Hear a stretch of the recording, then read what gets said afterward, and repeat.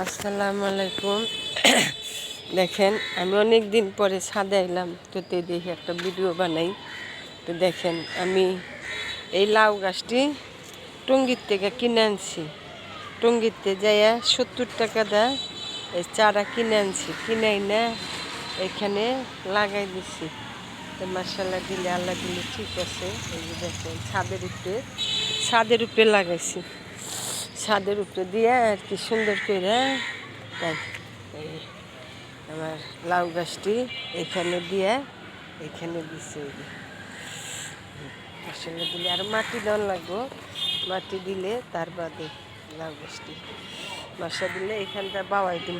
এখানটা দেখেন সাজনা গাছ আমার কত বড়েছে। আমি সাজনা গাছের ডাইল একটা টঙ্গিতে গাইনা লাগাইছি। ডাইল দুটো টঙ্গিতে বলে এই যে ইয়ের থেকে টঙ্গাবাড়ির থেকে একটা ডাইলাইনে লাগাইছিলাম। মাসাল্লাহ দিলে আমার সাজনা গাছটা দেখেন অনেক বড় হয়েছে, কত বড় হয়ে গেছে সাজনা গাছ। যেটি সামনে ফল ধরে যেত ভালো, মাসাল্লাহ দিলে দেখেন আমি এই সাজনা গাছটা এনে লাগাইছিলাম, একটা ডাইলাইনে লাগাইছি। সাজনা গাছে যে কোনো একটা ডাইলাইনে গাইরা দিলেই মনে করেন সুন্দর। আমি নিজে নিজে করছি।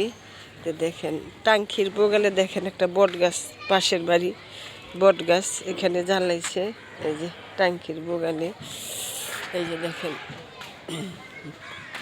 এই গাছটা আপনারা সবাই কি চিনেন তা চিনেন না তা জানি না। এই গাছটা কিন্তু অনেক উপকারী। এই যে এই গাছটা দেখেন, এই যে পাতা, এই গাছটা শরবত খাইলে, যে কোনো কিছু দিয়ে শরবত খাইলে অনেক কষা কাটে। ওলট কুমোরের গাছ এটারে কয়। এই যে এটা হলো ওলট কুমোরের গাছ। এই যে দেখেন এটা পাশের বাড়িতে যে লাগাইছে দেখেন। হ্যাঁ এখানে থাকে না, হ্যাঁ থাকে মিরপুর।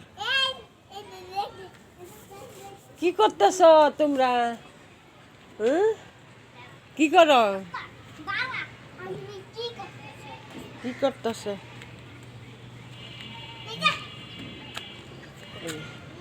ছাদে মেঘলা আকাশ, অনেক দিন পরে উঠলাম ছাদে। দেখে অনেক দিন পরে উঠছি ছাদে। টিন, খালি টিন নিচে দেখেন কেমনে নাম, অনেক ভয় করে এইখানটা উঠতে না।